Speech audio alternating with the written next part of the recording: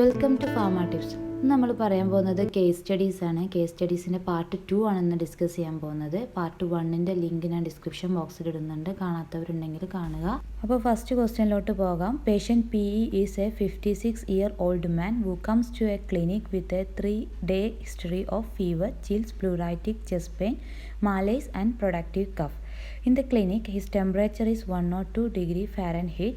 All other vital signs are normal. His chest radiograph reveals consolidation in the right lower lobe. His white blood cell count is 14,400 cells per millimeter cube, but all other laboratory values are normal. He is given with a diagnosis of community acquired pneumonia. He has not received any antibiotics in 5 years and has no chronic disease states. Which is the best empiric therapy for PE? Option A, doxycycline 100 mg orally twice daily. Option B, ceftriaxone acetyl 50 mg orally twice daily. Option C, levofloxacin 750 mg orally daily. Option D, trimethoprim or sulfamethoxazole double strength orally twice daily. ഇനി നമുക്ക് ക്വസ്റ്റ്യനിലുള്ള ഡാറ്റാസൊക്കെ recollect ചെയ്യാം. പേഷ്യൻറ്റിൻ്റെ age എന്ന് പറയുന്നത് 56-year-old ആണ്. 3-day history of fever, chills, pleuritic chest pain, malaise and productive cough പേഷ്യൻറ്റിനുണ്ട്. Temperature എന്ന് പറയുന്നത് 102 degree in Fahrenheit ആണ്. All other vital signs are normal ആണ്. WBC കൗണ്ട് എന്ന് പറയുന്നത് 14,400 സെൽസ് പെർ മില്ലിമീറ്റർ ക്യൂബ് ആണ്. അതേപോലെ തന്നെ പേഷ്യൻറ്റിന് കമ്മ്യൂണിറ്റി അക്വയർഡ് ന്യൂമോണിയ, അതായത് ക്യാപ്പ് എന്ന് പറഞ്ഞത് ഡയഗ്നോസ് ചെയ്തിട്ടുണ്ട്. പേഷ്യൻ്റ് 5 വർഷമായിട്ട് ഒരു ആൻറ്റിബയോട്ടിക്സും യൂസ് ചെയ്യുന്നില്ല. അതേപോലെ തന്നെ പേഷ്യൻറ്റിന് ഒരു ക്രോണിക് ഡിസീസ് സ്റ്റേറ്റ്സും ഇല്ല. എന്തായിരിക്കും പേഷ്യൻറ്റിന് കൊടുക്കാൻ പറ്റുന്ന ബെസ്റ്റ് ആയിട്ടുള്ള എംപരിക് തെറാപ്പി എന്നാണ് ക്വസ്റ്റ്യനിലുള്ളത്. ഈ കേസിൽ പേഷ്യൻറ്റിന് ക്യാപ്പാണ് ഡയഗ്നോസ് ചെയ്തിട്ടുള്ളത്. ക്യാപ്പ് ഉള്ളൊരു പേഷ്യൻറ്റിന് ഹോസ്പിറ്റലൈസ്ഡ് ആവണോ ഹോസ്പിറ്റലൈസ്ഡ് ആവണ്ടേ എന്നുള്ളതാണ് ഫസ്റ്റായിട്ട് റിവീൽ ചെയ്യേണ്ട ഒരു കാര്യം. അപ്പോൾ അത് നോക്കണമെങ്കിൽ കർവ് 65 സ്കോർ നമ്മൾ പേഷ്യൻറ്റിൽ കണ്ടെത്തണം. അത് കണ്ടെത്തിയതിന് ശേഷം മാത്രമേ നമ്മൾ എംപരിക്കൽ തെറാപ്പി പേഷ്യൻറ്റിന് സ്റ്റാർട്ട് ചെയ്യാൻ പാടുള്ളൂ. അപ്പോൾ ഡ്രഗ് ഓഫ് ചോയ്സ് എന്ന് പറയുന്നത് മാക്രോലൈഡ്സ് ഓർ ഡോക്സിസൈക്ലിൻ ആണ്. ഓപ്ഷൻ എ ആണ് ഇവിടെ കറക്റ്റായിട്ട് വരുന്നത്. മറ്റു ഓപ്ഷൻസ് ഒന്നും ക്യാപ്പിൻ്റെ ട്രീറ്റ്മെൻറ്റിന് യൂസ് ചെയ്യാൻ പറ്റുന്നതല്ല. അപ്പോൾ ഇവിടെ ഓർത്ത് വെക്കേണ്ട കാര്യം എന്താണെന്ന് വെച്ചാൽ ഇനീഷ്യൽ ട്രീറ്റ്മെൻറ്റ് ഓഫ് ക്യാപ്പ് എന്ന് പറയുന്നത് മാക്രോലൈഡ്സ് ഓർ ഡോക്സിസൈക്ലിൻ ആയിരിക്കും മോസ്റ്റ് ഓഫ് ദ പേഷ്യൻസിലും. ഇനി ക്വസ്റ്റ്യൻ 2 നോക്കാം. AB is 63-year-old woman who presents to emergency department with left leg pain and erythema.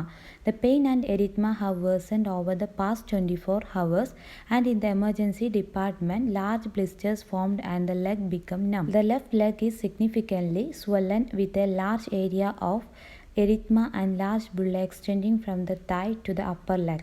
There is crepitus within the soft tissue.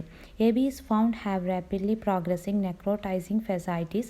AB has normal renal function and no non-drug allergies. Which is the best empiric therapy for AB? Option A, vancomycin 15 mg per kg intravenously every 12 hours. Option B, piperacillin or tazobactam 4.5 gram intravenously every 8 hours. Option C, vancomycin 15 mg per kg intravenously every 12 hours plus meropenem 1 gram intravenously every 8 hours plus clindamycin 900 mg intravenously every 8 hours. Option D, linezolid 600 mg intravenously every 12 hours plus ceftriaxone 1 gram intravenously every 24 hours plus azithromycin 500 mg intravenously daily. ഈ ക്വസ്റ്റ്യനിലുള്ള ഡാറ്റാസൊക്കെ recollect ചെയ്ത് നോക്കുമ്പോൾ പേഷ്യൻറ്റിന് necrotising ഫാസൈറ്റിസ് ആണ് found ചെയ്തിട്ടുള്ളത്. ഈ necrotising fasciitis എന്ന് പറഞ്ഞൊരു mixed ഇൻഫെക്ഷനാണ്. Gram positive, gram negative, അതേപോലെ തന്നെ അനൈറോബിക് ബാക്ടീരിയാസിൻ്റെ ഒക്കെ ഒരു മിക്സ്ഡ് ഇൻഫെക്ഷനാണ്. ഈ കേസിൽ മോസ്റ്റ് റെക്കമെൻഡഡ് ആൻറ്റിബയോട്ടിക് എന്ന് പറയുന്നത് ബ്രോഡ് സ്പെക്ട്രം ആൻറ്റിബയോട്ടിക് ആണ്. ഈ ബ്രോഡ് സ്പെക്ട്രം ആൻറ്റിബയോട്ടിക്കിൽ ഏതെങ്കിലും ഒന്ന് സ്യൂഡോമോണാസ് ഒറിജിനോസിൻ്റെ ആക്ടിവിറ്റിക്ക് എഗെയിൻസ്റ്റ് ആയിട്ട് ആക്ട് ചെയ്യുന്ന ആൻറ്റിബയോട്ടിക്സ് ആവണം. അതിൻ്റെ കൂടെ ടോക്സിൻ പ്രൊഡക്ഷൻ കുറക്കുന്ന ആൻറ്റിബയോട്ടിക്സിൻ്റെ കോമ്പിനേഷനും കൂടി കൊടുക്കണം. എന്നാൽ മാത്രമേ ഈ ഇൻഫെക്ഷനെ നമുക്ക് റെഡ്യൂസ് ചെയ്യാൻ പറ്റുള്ളൂ. ഈ കേസിൽ ഓപ്ഷൻ സി ആണ് ആൻസർ ആയിട്ട് വരുന്നത്. ഓപ്ഷൻ സിയിൽ പറയുന്നത് വാങ്കോമൈസിൻ എന്ന് പറയുന്നത് ബ്രോഡ് സ്പെക്ട്രം ആൻറ്റിബയോട്ടിക് ആണ്. അതിനോട് കൂടെ കോമ്പിനേഷൻ ആയിട്ട് നമ്മൾ സ്യൂഡോമോണാസ് ഒറിജിനോസിൻ്റെ ആക്ടിവിറ്റിക്ക് എഗെയിൻസ്റ്റ് ആയിട്ടുള്ള മെറോപിനം ആഡ് ചെയ്യുന്നുണ്ട്. പ്രൊഡക്ഷൻ ഓഫ് ടോക്സിൻസ് റെഡ്യൂസ് ചെയ്യാൻ വേണ്ടിയിട്ട് നമ്മൾ ക്ലിൻഡാമൈസിനും പ്രിഫർ ചെയ്യുന്നുണ്ട്. അപ്പോൾ ഓപ്ഷൻ സി ആണ് ഇവിടെ ആൻസർ ആയിട്ട് വരുന്നത്. ഇനി അടുത്ത ക്വസ്റ്റ്യൻ നോക്കാം. Question number 3. A 59-year-old man has been admitted to a hospital after several days of vomiting and diarrhea. In the emergency department, he had several runs of non-sustained ventricular tachycardia. His plasma potassium on admission is 2.8 milliequivalent per liter after 100 milliequivalent of potassium chloride is infused over 24 hours. His repeated K plus is 3.2 milliequivalent per liter, and he continues to have run on ventricular tachycardia. Other laboratory values include Na plus 143 milliequivalent per liter, magnesium 1.4 milligram per deciliter, phosphorus 3 milligram per deciliter, calcium 2 plus 9 milligram per deciliter, and ionized calcium 2 plus 1.1 millimoles per liter. Which treatment would be best to give next? Option A, administer potassium chloride 20 milliequivalent intravenously over 1 hour each for 4 doses and recheck K plus. Option B, administer magnesium sulfate as a 2 gram slow intravenous infusion over 2 hours.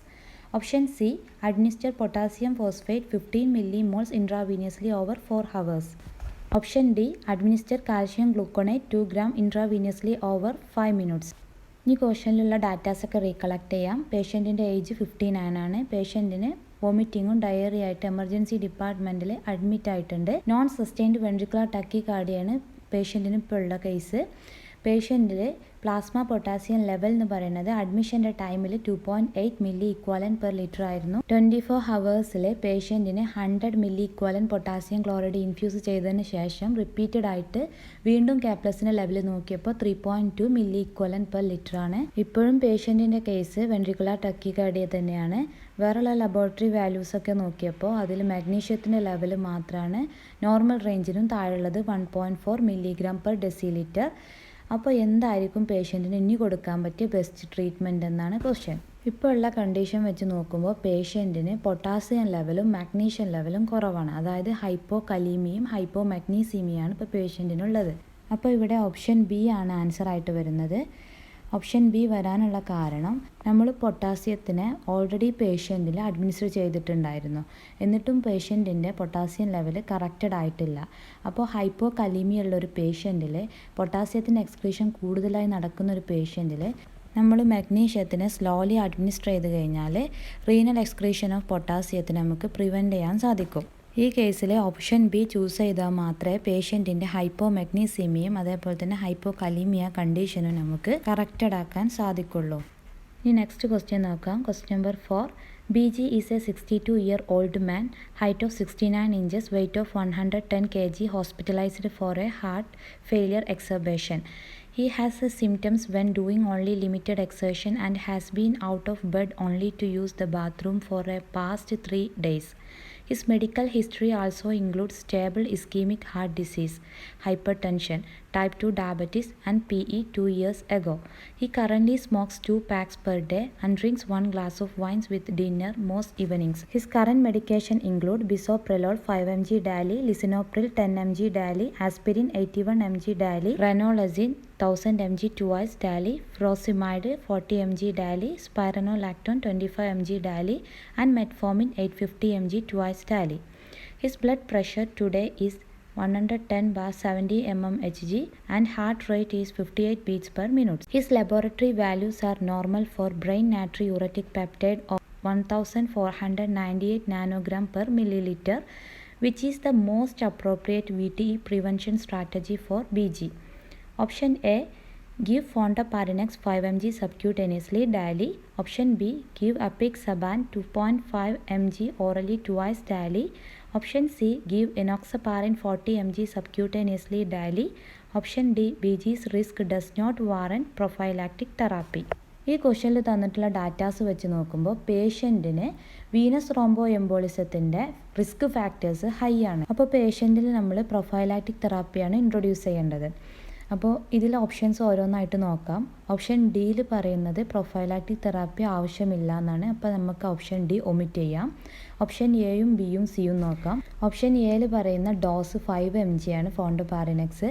ആ 5 mg എന്നുള്ളത് 2.5 mg ആയിരുന്നെങ്കിൽ നമുക്ക് prophylactic തെറാപ്പിക്ക് വേണ്ടി use ചെയ്യാമായിരുന്നു. അപ്പോൾ option എയും omit ചെയ്യാം. Option B എന്നുള്ളത് ഗീവ് അപ്പിക്സബാൻ 2.5 mg ഓറലി ട്വൈസ് ഡാലി. ഈ അപ്പിക്സബാൻ എന്ന് പറയുന്നത് പേഷ്യൻറ്റിൽ എക്സ്റ്റെൻഡഡ് പ്രൊഫൈലാക്സിസ് കാണിക്കാത്തത് കാരണം നമുക്ക് ഓപ്ഷൻ ബി ഒമിറ്റ് ചെയ്യാം. ഇവിടെ കറക്റ്റ് ആൻസർ ഓപ്ഷൻ സി ആണ് വരുന്നത്. ഓപ്ഷൻ സിയിൽ ഇനോക്സപാരിൻ 40 mg സബ്ക്യൂട്ടേനിയസ്ലി വൺസ് ഡെയിലി, ഇതാണ് പേഷ്യൻറ്റിന് റിക്വയർ ആയിട്ടുള്ള VTE പ്രൊഫൈലാക്സിസ്. ഇനി അടുത്ത ക്വസ്റ്റ്യൻ നോക്കാം. ഒരു ഈസി ആയിട്ടുള്ള ക്വസ്റ്റ്യൻ ആണ്. A 7-year-old child with absent seizure is having breakthrough episodes on ethosuximide. Which is the most appropriate alternative therapy? Option A valproic acid, option B phenytoin, option C phenobarbital, option D gabapentin. ഇവിടെ answer ആയിട്ട് വരുന്നത് option A ആണ്, valproic acid.